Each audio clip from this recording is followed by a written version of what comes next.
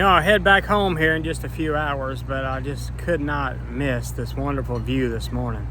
The sun coming up on the water and all these yachts around. And of course, I always go back to my morning new mercies I see.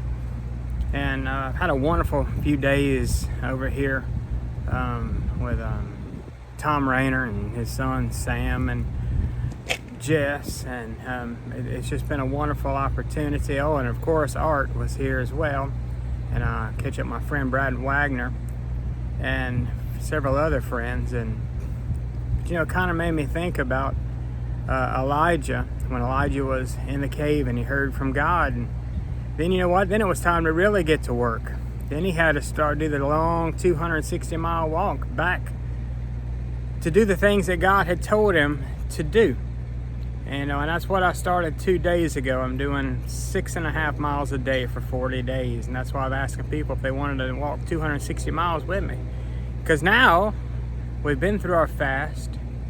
We've heard from God. Now, you know what? It's time to get to work. Practical Christianity, I like to call it. God's told us what to do. Now we need to do it. It's kind of like Micah 6:8, right? I'm reminded of that. And I'm also reminded of, James, what true religion is. So now's the time for us to get back to work. I'll be home here in just a couple of hours, catch a plane, back in the real world, as we say. But that's all right. That's where the work gets done. God has put it upon us. He's used the foolishness of preaching, which means he's used foolish preachers.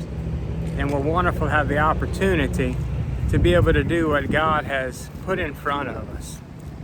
So look, I want to ask you, if you've had this time to be able to experience God and hear from God, now what are you doing with what God told you, with what God revealed to you?